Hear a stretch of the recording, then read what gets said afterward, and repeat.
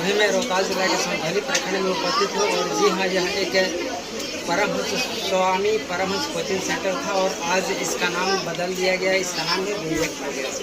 और आज यहाँ पर शिक्षक दिवस के अवसर पर हर साल की भांति इसी साल भी सांस्कृतिक कार्यक्रम का आयोजन किया गया।